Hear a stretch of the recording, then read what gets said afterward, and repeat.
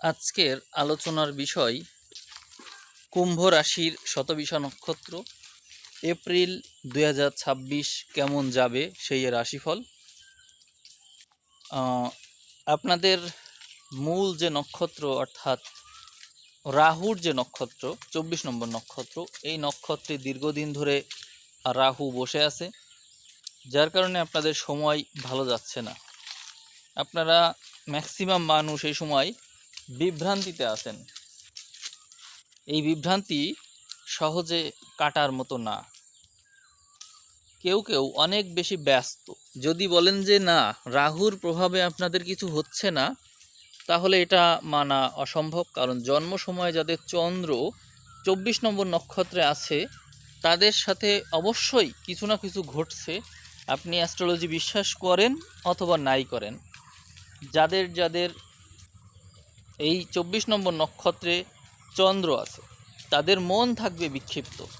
আর যাদের এখানে রবি আছে এই 24 নম্বর নক্ষত্রে, তাদের রবি রাহু একত্র হওয়ার কারণে তাদের জীবনটা অনেক বেশি এই সময়ে ঝুঁকিপূর্ণ। যেমন হার্ট সংক্রান্ত সমস্যা হতে পারে, মস্তিষ্কে সমস্যা হতে পারে, আবার তারা বড় ধরনের বিপদে পড়তে পারে, আত্মার দিক থেকে দুর্বল হতে পারে, এমন কোনো অনিষ্ট করে ফেলতে পারে বা তার সাথে এমন কিছু ঘটে যেতে পারে যা তার জন্য লাইফ রিস্ক হতে পারে।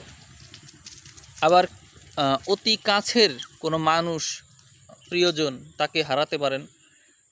পিতা মারা যেতে পারে, পিতৃস্থানীয় কেউ মারা যেতে পারে, বা কোনো আইন সংক্রান্ত এমন কোনো ঝামেলায় পড়লেন যেখান থেকে উদ্ধার হওয়া মুশকিল কাজ হলো আপনার জন্য।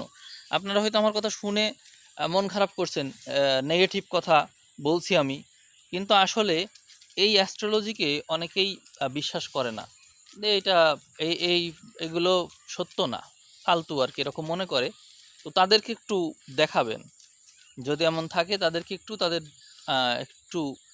করবেন, জানাবেন যে আসলে কালচক্র থেকে কেউ বের হতে পারে না। বিশ্বাস করলেও আছে, না করলেও আছে।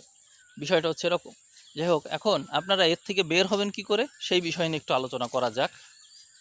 প্রথমত, এই চন্দ্র তো আপনার রাশি, কিন্তু লগ্ন সাপেক্ষে চন্দ্র কোথায় এটি বিবেচ্য বিষয়।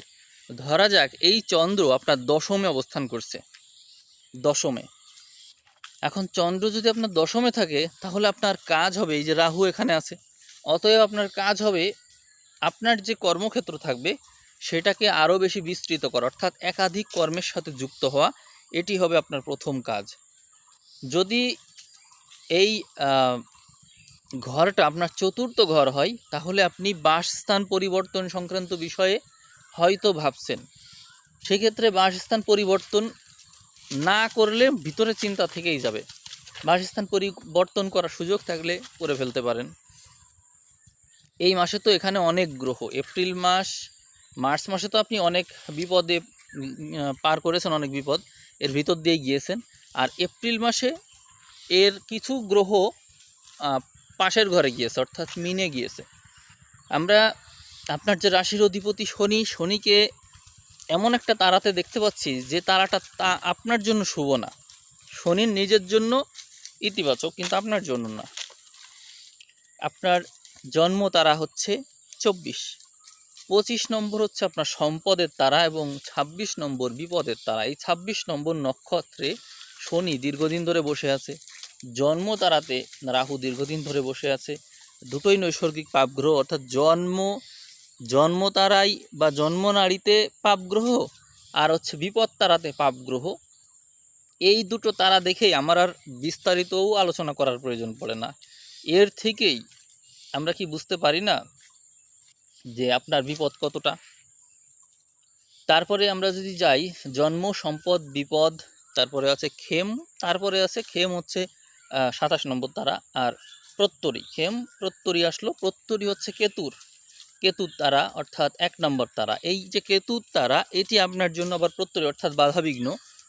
এইদিকে আবার কেতু, বাস্তবেই যে কেতু, অর্থাৎ সিংহতে যে কেতু অবস্থান করছে, এই কেতুও ওই নক্ষত্রে এই মুহূর্তে আছে, অর্থাৎ প্রত্যরিত আছে। কেতু বা নক্ষত্র পরিবর্তন করে ওই তারাতে আসলো, এই রিসেন্টলি আসলো, এবং এখানে থাকবে প্রায় এই বছর শেষ পর্যন্ত, ডিসেম্বরের দিকে যাবে।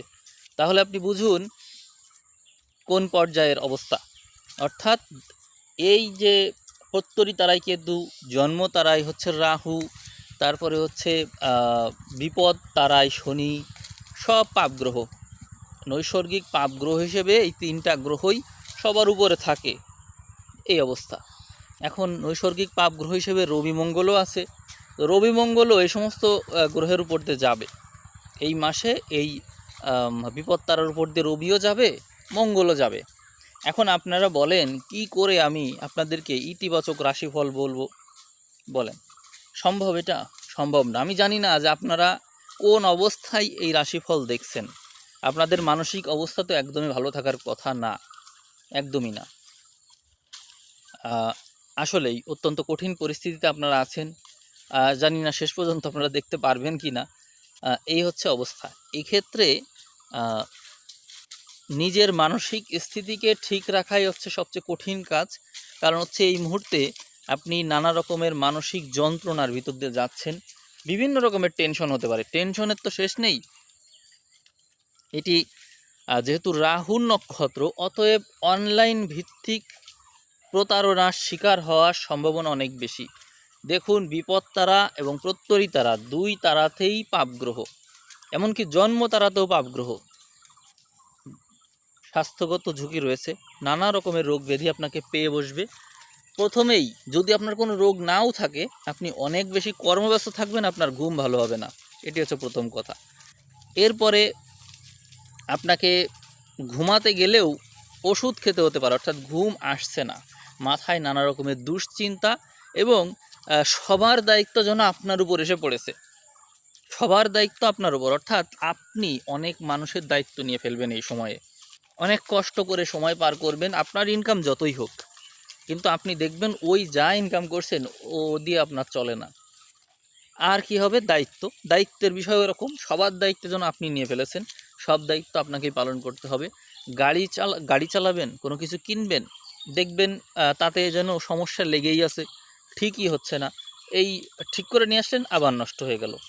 মানে কোনো কিছুতেই স্মুথনেস বলে যে একটা জিনিস থাকে, সেটি যেন এই সময়ে নেই।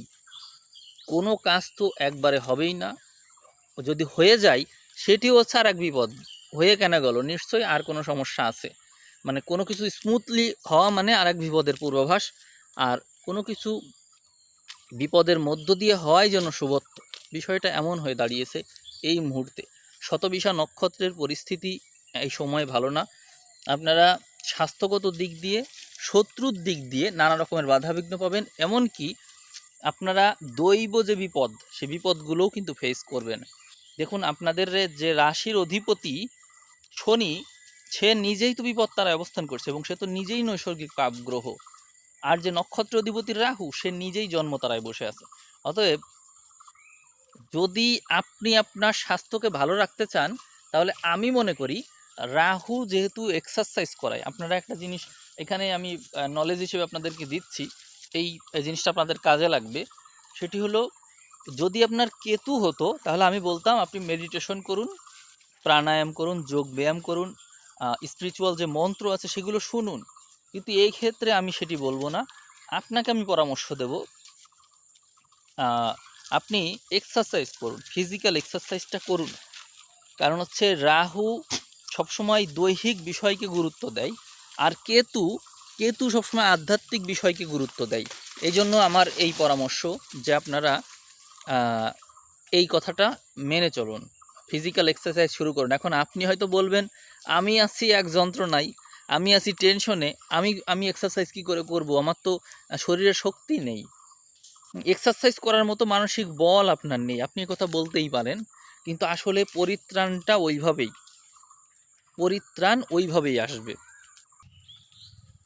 রাহু কি করায় এটা তো আপনারা জানেন, রাহু সবসময় মানুষকে দৌড় করায়, অর্থাৎ আপনাকে অবশ্যই দৌড়াতে হবে, ব্যস্ত থাকতে হবে। এমন কোনো সুযোগ নেই যে আপনি শুয়ে বসে সময় পার করলেন, এই সুযোগ আপনার কখনোই নেই। তাহলে রাহু যদি আপনাকে দৌড় করাতে চায়, আপনি যত ভালো পরিবেশেই থাকুন না কেন, যত আরামে এসেই থাকুন, ধরে নেন আপনার কোনো শারীরিক অসুস্থতা নেই বা কোনো সমস্যা নেই, আমি আপনাকে বলবো আপনি অন্তত হাঁটতে বের হন, কারণ হচ্ছে এমন বিপদে পড়বেন হঠাৎ করেই যে আপনিও চিন্তা করেননি যে এই বিপদ হঠাৎ করে চলে আসতে পারে। দেখা যাচ্ছে বাসাতে থাকাকালীনই, শুয়ে বসে থাকাকালীনই আপনি কোনো রোগে আক্রান্ত হয়ে গেলেন। কারণ সময়টাই তো রোগের, সময়টাই তো বিপদের, সময়টাই তো হচ্ছে শত্রুতার। শত্রুরা বাধা দিবে, আপনি যে কোনো কাজ করতে গেলে বাধা পাবেন, সব কাজেই বাধাবিঘ্ন আছে। অর্থাৎ সময় যে নির্দেশনা দিচ্ছে যে আপনাকে এইভাবে যেতে হবে, আপনি সেটা মেনে চলুন। এর থেকে পলায়ন করতে গেলেই আর এক জটিল পরিস্থিতি সৃষ্টি হতে পারে। এখন আমরা এই যে শনির অবস্থান এবং রাহুর অবস্থান, এর থেকে আমরা কি শিক্ষা নিতে পারি? দেখুন, শনি আছে সংযমের তারাই, এমন একটা তারা যেখানে কালপুরুষের একেবারে দ্বাদশ ঘর, যেটি সংযমের ঘর, আবার ওখানে শনির নিজের নক্ষত্র। অতএব আপনার মধ্যে সংযম বৃদ্ধি করতে বলছে। আপনি নিজেই দেখুন আপনার জীবনকে খেয়াল করে যে এই মুহূর্তে আপনি এমন কি করছেন যেখানে আপনার সংযমটা পালন করা হচ্ছে না। সবার আগে এই বিষয়টা দেখুন। আমি কথা বলছি এই জন্য যে শনি সবসময় চাই পিছনে ফিরে দেখুক, ব্যক্তি জীবনে নিজের পিছনের দিকে ফিরে দেখুক যে সে যা ফেলে আসলো সেইটা ঠিক হলো কি না, আবার ফিরে দেখা, এটি একটু দেখুন। আর রাহু কি চাচ্ছে? রাহু চাচ্ছে ভোগ বিলাস, অতৃপ্তিকে পূরণ করা। এবং এগুলো করতে গেলে মূলত কি দরকার? আপনার স্বাস্থ্য দরকার না? আপনার স্বাস্থ্য যদি ভালো না থাকে, আপনি কি কোনোভাবেই পারবেন স্বাস্থ্য ভালো না থাকলে ঠিক করতে? কোনো কিছু ঠিক করতে পারবেন? স্বাস্থ্য আপনার যেন দুর্বল না হয়ে পড়ে। কারণ এই স্বাস্থ্য যদি দুর্বল হয়, তাহলে শনি যে নির্দেশনাগুলো দিচ্ছে, দুর্বল স্বাস্থ্যে কখনো সংযম হয় না, সুস্বাস্থ্যে হয় সংযম। এখন আপনি যদি আপনার শরীর দুর্বল কিন্তু আপনি সংযমের সাধনা করছেন বা তার জন্য প্রচেষ্টা করছেন, এটি কিন্তু ভুল হবে। তখন শনির সাপোর্টও পাবেন না, রাহুর সাপোর্টও পাবেন না, আপনি কোনো সাপোর্টই পাবেন না। রোগ ব্যাধিতে আক্রান্ত হয়ে সর্বশেষ হাসপাতালের বেডে কিন্তু গিয়ে আফসোস করতে হতে পারে। আপনার যদি মন্ত্র শোনার ইচ্ছা থাকে, অনেকেই স্পিরিচুয়াল আছেন, লগ্নভিত্তিক হোক বা সূর্যভিত্তিক হোক, দেখা যায় যে অনেকের মধ্যে স্পিরিচুয়ালিটি থাকে। সেক্ষেত্রে আমার পরামর্শ হচ্ছে আপনারা ছিন্নমস্তার যে মন্ত্র আছে, মহামন্ত্র, এটি শুনতে পারেন। ছিন্নমস্তা, এটি কাজে লাগতে পারে। আর আপনাদের সম্পদের ঘরে যেহেতু রাশির অধিপতি আছেন, এই জন্য শনির দিক থেকে আপনারা তারপরেও টার্গেট থাকবে সম্পদ অর্জন করা। অনেকেই জীবনে কোনো কিছুকে পরোয়া করে না, কারণ হচ্ছে রাহু যাদের জন্ম নক্ষত্র, তারা জীবনে প্রথম দশা পায় রাহুর দশা। এই জন্য তাদের মধ্যে সবসময়ই ছোটাছুটি করার যে প্রবণতা সেটি থাকে। ছোটাছুটি না করলে তাদের ভালো লাগে না। এই জন্য আপনারা অ্যাক্সিডেন্টও করেন, মানুষের সাথে ঝামেলা হয়, বিপদে পড়েন, এরকম নানান ঘটনা এমনিতেই আপনাদের সাথে ঘটে। এমনিতেই এগুলো স্বাভাবিক আপনাদের জীবনে। রাহুর পরেই আপনাদের জীবনে চলে আসে বৃহস্পতির দশা। বৃহস্পতির দশা যখন আপনারা পার করেন, তখন আপনাদের জীবনে অধিকাংশ ক্ষেত্রেই সেটি হচ্ছে কি বলে, বিদ্যাক্ষেত্র পড়ে যায় বা শিক্ষাক্ষেত্র পড়ে যায়। অনেকেই যেহেতু এটি হচ্ছে আপনাদের সম্পদ তারা, অনেকেই জীবনে এই সময় সম্পদের দিকে ছুটে যায়। আবার অনেকেই শিক্ষাক্ষেত্রের দিকে ছুটে যায়। যাদের জন্ম সময়ে রাহু এবং বৃহস্পতি ভালো থাকে, তারা জীবনে শুরুর ভাগও ভালো করে, আবার শিক্ষাক্ষেত্রেও ভালো করে। এবং অধিকাংশ ক্ষেত্রে আপনাদের মধ্যে যে বিষয়টা গ্রো করে সেটি হচ্ছে তর্ক করা। যে কোনো কিছু নিয়ে তর্ক করা, ডিবেট করা, এই সমস্ত বিষয়গুলো আপনাদের মধ্যে ওই সময়ে ডেভেলপ করে, ভালো হয় আপনাদের এই সমস্ত বিষয়ে। অনেকেই ধর্ম বিষয় নিয়ে বিতর্ক করেন, ধর্মকে বিশ্বাস করেন না, বাস্তিক নাস্তিকের যে বিষয়গুলো আছে বা ধর্ম বিষয়টা আদৌ সত্য কিনা, এরকম নানান বিষয় আপনাদের মধ্যে ডেভেলপ করে। তার মানে এর থেকে প্রমাণ হয়ে যায় যে আপনাদের মধ্যে বিশ্বাস যে জিনিসটা সেটি কম আছে, ভক্তি জিনিসটা কম আছে। আর এই কারণে রাহু এই সময়ে আপনাদের যে জন্ম তারায় এসে বসেছে, আপনাদের মধ্যে যাদের মধ্যে ভক্তি ভাবটা কম আছে তারা কিন্তু বিপদে পড়বেন। এবং যাদের মধ্যে বুদ্ধির প্রাবল্য, যুক্তিবাদী বেশি, অনেক বেশি অ্যানালাইসিস করেন, এরা এই সময় বিপদে পড়বেন। আপনি আমার কথা শুনেই অনেকেই অসুস্থ হয়ে যাবেন। আমি যে নেগেটিভ কথা বলছি, এই সমস্ত নেগেটিভ কথা শুধু আজ বলছি না, যতদিন ধরে রাহু এখানে আছে ততদিন ধরে আমি এই কথা বলছি। অতএব ক্রমাগত আপনারা আমার এই কথা শুনেই অসুস্থ হতে পারেন, যারা যুক্তিবাদী মানুষ, যাদের মধ্যে ভক্তিভাব কম। এখন আপনি যদি বলেন ভক্তি বাড়াবো কী করে, তাহলে আমার পরামর্শ হচ্ছে আপনি রামায়ণ, পুরাতন যে রামায়ণ আছে সেটি দেখতে পারেন। এর মাধ্যমে ভক্তিভাব জাগ্রত হতেই পারে, খুব সম্ভব, এটি খুব সম্ভব। আর জ্ঞান বৃদ্ধির উপায় হচ্ছে মহাভারত। এই দুটো বিষয় জানলে আপনারা জ্ঞান এবং ভক্তি এই দুটোই লাভ করবেন। আর কোনো কিছু আমি আমার জানা মতে এখনও পর্যন্ত আমি পাইনি যা এত কিছু দিতে পারে একসাথে। আপনারা যারা এক্সপেরিয়েন্সড তারা অবশ্যই জানেন। অনেকে আবার আমার এই বিষয়টা পছন্দ করেন না, বিব্রত হন, বিরক্ত হন, হতে পারেন। আপনি নিজেও যে ভালো আছেন তাও কিন্তু না।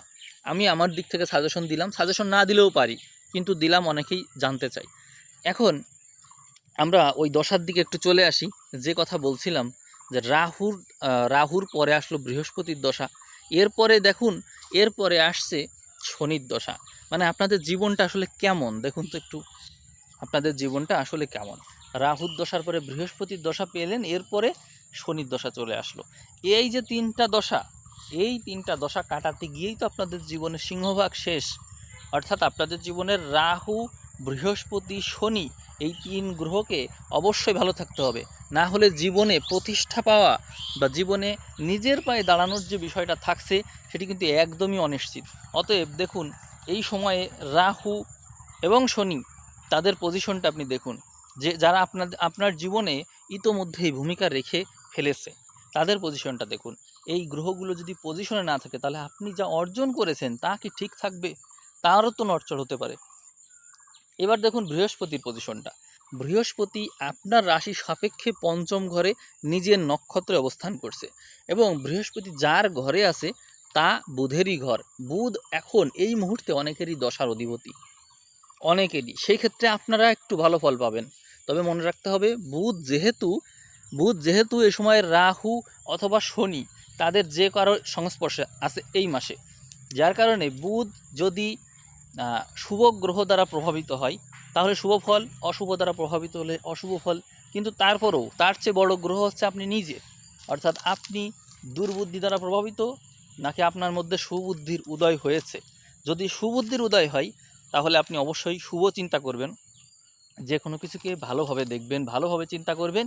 আমার নেগেটিভ কথাকেও যদি আপনি ইতিবাচকভাবে নিতে পারেন তবে অবশ্যই আপনার বুধ বৃহস্পতি এই মুহূর্তে ভালো আছে, এবং আপনি এই যে দশা অন্তর্দশা বা হচ্ছে আপনার জীবনে যে দশাই চলুক, এখন বৃহস্পতির দশা চলতে পারে, শনির দশা চলতে পারে, বুধের দশা চলতে পারে। যদি বুধের দশা চলে তো অবশ্যই আপনার সাথে ভালো ঘটনা এই সময়ে ঘটবে। কারণ হচ্ছে বুধের ঘরে বৃহস্পতি আছে এবং আপনার মধ্যে শুভ চিন্তার উদয় হচ্ছে। অতএব আপনার ভালো সময় চলার কথা।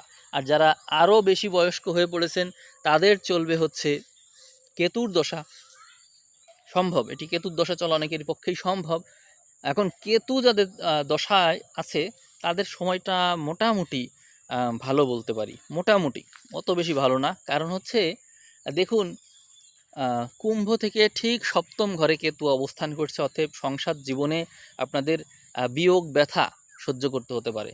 যাদের কেতুর দশা আপনারা পেয়েছেন অলরেডি, বিয়োগ ব্যথা পেয়ে যেতে পারেন অলরেডি, অথবা সংসার জীবনে বিচ্ছিন্নতা, একা থাকা, একজনের সাথে আরেকজনের অমিল হওয়া, তারপরে হচ্ছে মেলে না, চিন্তাভাবনা মেলে না, দুইজন দুইজনের সাথে কথা বলেন না, এরকম নানান বিষয় তৈরি হবে এই কেতুর দশায় এসে।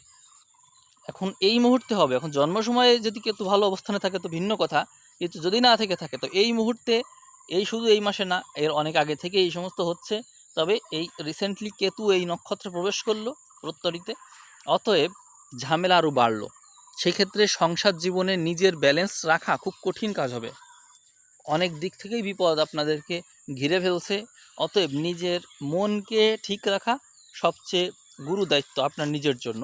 আর সেই মন ঠিক রাখার জন্য স্থিরতা সবার আগে দরকার। স্থিরতার জন্য কি করবেন?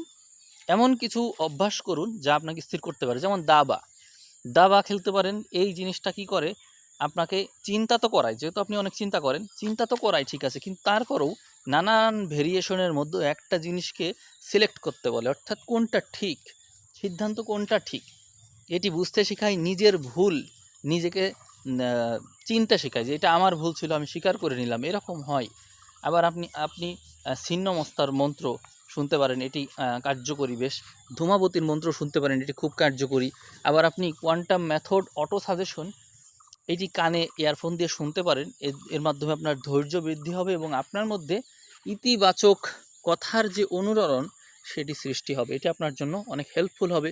আপনি আপনার মধ্যে ভক্তি বৃদ্ধি করতে পারেন। তাতে কি হবে, ইতিবাচক ইতিবাচক চিন্তার যে ইতিবাচক চিন্তার যে তরঙ্গ সেটি আপনার মধ্যে চলে আসবে। ভক্তি যে কোনো কিছুকে ধরে রাখতে চান, এই জন্য ভক্তিটা খুব জরুরি। আমরা অনেক কিছুই নিই বটে, কিন্তু ধরে রাখতে পারি না ভক্তির অভাবে। বুদ্ধিমান জ্ঞানী তারা ভাবে মাত্র, কিন্তু ধরে রাখতে পারে না, এই জন্য তাদের সব কিছু ক্ষণস্থায়ী। তা আমার পরামর্শ হচ্ছে আপনি রামায়ণ দেখুন, পুরাতন যে রামায়ণটা আছে এটি দেখুন, এই ভিডিওগুলো দেখুন, খুব মনোযোগ দিয়ে দেখুন। টানা টেনে টেনে কাহিনী শোনার জন্য না, প্রতিটা কথা প্রতিটা অনুভূতি বুঝুন, চোখ দিয়ে জল ঝরুক, এটিই দরকার।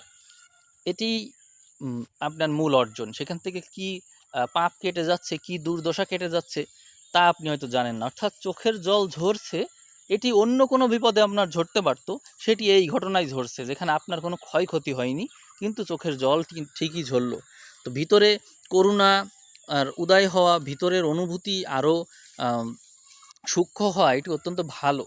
আপনাদেরকে আমি বুঝালাম, আপনারা আমার কথা কয়জন বুঝেছেন আমি জানি না। আমাকেও পাগল মনে হতে পারে, চুল কেটে এসেছি দেখে পাগল পাগল আমার নিজেরই মনে হতে পারে আপনাদের এরকম মনে, কিন্তু আমি যা বললাম সেই কথাটা যদি আপনারা পালন করতে পারেন, শত বিষয় নক্ষত্র অনেক বিপদ থেকে মুক্তি পাবে, অনেক বিপদ থেকে। আপনাদের ভিডিওর ভিউ যদি 5000 হয়, 5000 ভিউ হওয়া মাত্রই আপনারা দ্বিতীয় ভিডিও আবার পেয়ে যাবেন। যদি এই মাসেই হয়ে যায় তো এই মাসে আমি আপনাদের আবার ভিডিও দেব। ঠিক আছে, সবাই ভালো থাকবেন। সবাইকে অসংখ্য ধন্যবাদ জানিয়ে আমি আজকের রাশিফল এখানে শেষ করে দিচ্ছি। সবাইকে ধন্যবাদ।